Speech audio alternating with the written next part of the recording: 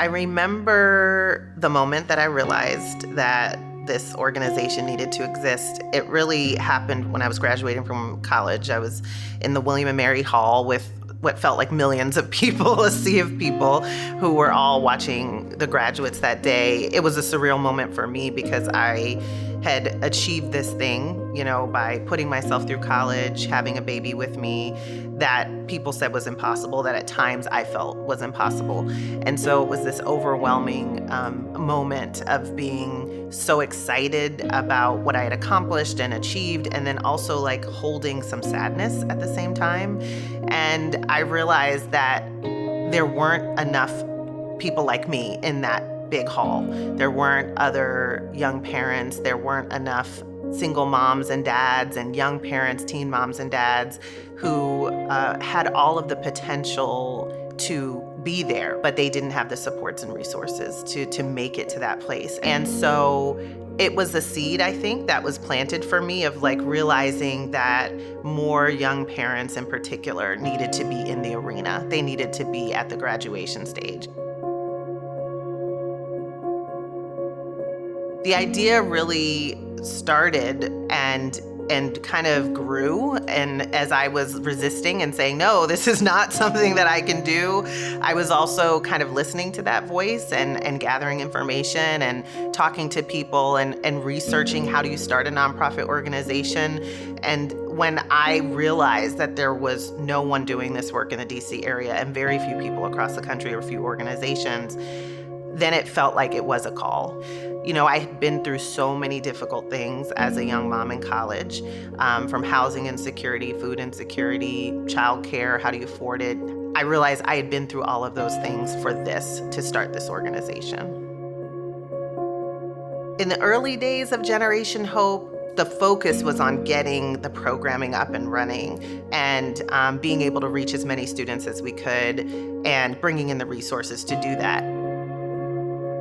At that time, they were serving just 11 student parents. They were working out of a small cubicle in a foundation's office. And while still had a compelling mission and a compelling story and a lot of promise, it was just that, a small nonprofit trying to make it work in a sea of nonprofits in a community that is rich in terms of serving those who are underserved in the Washington, D.C. area. It was very grassroots. We were packing cars and we were, making silent auction items, and we were figuring out what to do when the power went out in the gala. We were doing all that really unglamorous stuff that would normally be like, oh, you get your intern to do this. Like Nicole was doing everything, every single thing she was doing. And yet at the same time, it was clear that she had this like incredible star power. Like she would speak and people would listen. It was very much just a mission and a belief that we could do something and that this should be better than it is. It was a small organization. There were two people.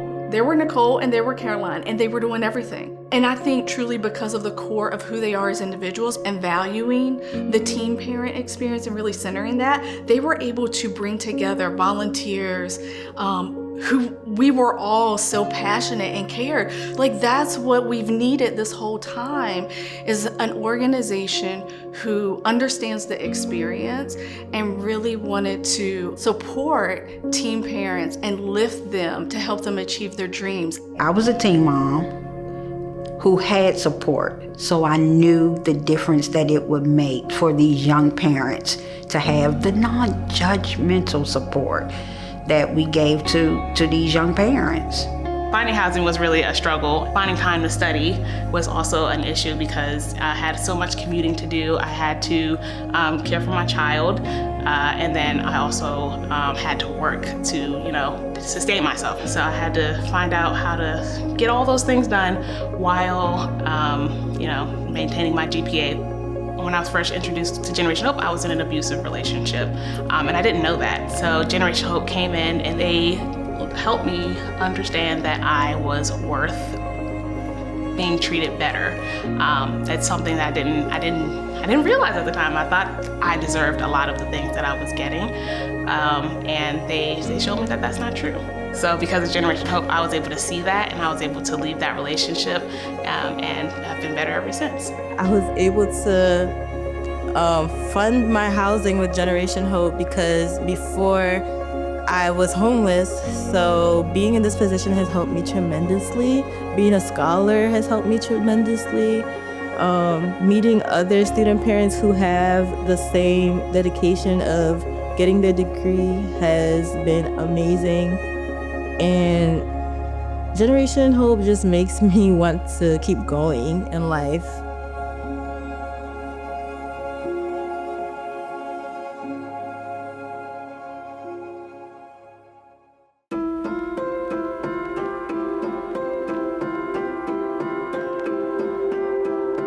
I think the biggest driver of our success with our students is that they're the experts. I mean, really, I say all the time, our job is to remove as many barriers as we can and then to get out of the way.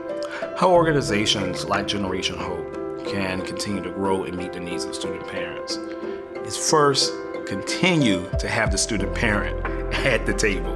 And not only in a performative way, they have to be at the table and be able to set the agenda. I think that our systemic change work is critical. We've been able to build upon this work that we've done with our scholars, first in the DC area, then in New Orleans, now we're going to Dallas, Texas. And we've been able to build on that crucial work that has been so informative for us and has really taught us so many things to say now, how do we help institutions figure this out? How do we help policymakers champion policies that really, really move the needle for families, particularly families in poverty? One of the biggest barriers that student parents face in higher education today is just being seen. There's some data out there, but it's not consistent and it's not updated. If you don't have the numbers, if you don't know how many student parents are on your campus, you don't know how many people they're caring for or the ages of the people that they're caring for, then how do you truly understand their needs and be able to meet those? Student parents were they were a thing, but they were not a thing that anyone was talking about 10, 15 years ago. Like, there was no data. There was no IWPR data set about the outcomes. There was nothing. Really, it felt like we were in a conversation by ourselves. It's really hard for nonprofits to succeed, especially a very small nonprofit that starts. And if your focus is on marginalized populations, right, it's even harder for them to maintain. Not just maintain, but to grow.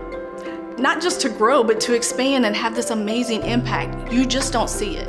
And that every step along the way, Generation Hope has exceeded any expectations and continues to do that. It always goes back to the growth.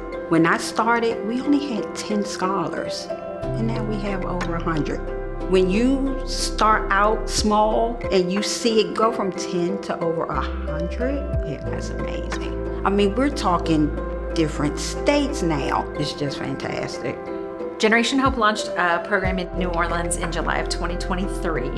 We've had really good engagement with our scholars, so they're really hungry for the in-person interactions. They want to be in community. They want to build those relationships. You know, we're trying to make sure everybody in New Orleans knows about us, because when people know about us, they want to learn more. They want to be involved. And I think you've really tried to figure out, how do we make sure that people in New Orleans really know about Generation Hope and can help us get the word out and help young people access what we have to offer. I think Generation Hope's like been the best thing that has happened to me as a college student, because I have a lot of support and I'm very grateful for the support that I have. I'm proud of bringing together student parents, building a community, making them feel heard and seen, and overall just connecting with them and having them know that there is somebody who is rooting for them to completion. Investing in Generation Hope, you're not investing in just one person, you're investing in literally generations. You're investing in a mom and a child, but you're also investing in potential. Like, you're helping a person realize the potential that God gave them. We all have a purpose, we all have talents, we all have strengths, and if people are given the opportunity to hone those strengths, there's no limits. One of the beautiful things about Generation Hope is that it is so tangible. The change is tangible. And when I see a scholar in their cap and gown, getting their diploma, their kids in the audience holding up the posters that say, "We love you, mommy," it is there is no question that life will be different for that family after that day. And so those are always very emotional moments. It never gets old. In the 15 years of doing this work, I don't think it will ever get old for me.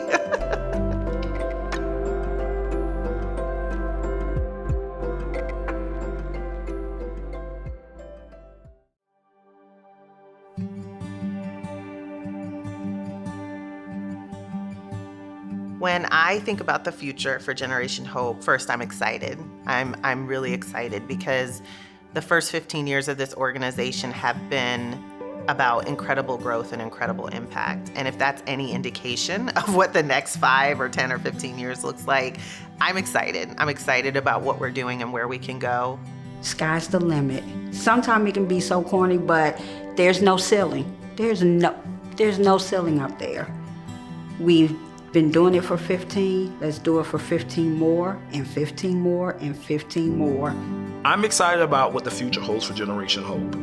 If you had told me when I first was introduced to this organization that it would be in a space of not only working across 3 different regions, now providing capacity building work to institutions and colleges across the country, I would not have been able to tell you that in 15 years, I know we've been able to do this and have this level of impact and this level of support and community support. I am thrilled that I'm able to say, not only did we do this, we're sustaining this, and we do it well. I mean, I think that we have created an army of young parents who are educated and ready to take on the world and ready to change the systems. They are unstoppable. And I want to see that across the country. I want to see in every city there is an army of Generation Hope alumni who are ready to shake things up. Being a teen parent, I know the stigma and the shame that was put on me and my sons and how they had to carry that burden of that stigma that they didn't ask for. But to now be able to see these scholars children who are going into high school and they're so proud of their families, they know about college. It is just, it is a profound story. I do not think there's another nonprofit like this in the nation. Anytime I see a student parent walk across the stage and I see their little kid look into their eyes, I see my sister, I see my niece, I see possibility. And so I am honored to be a part of a team that is committed to supporting student parents in the way that we support student parents. I think another thing that makes Generation Hope so special is the people that we have.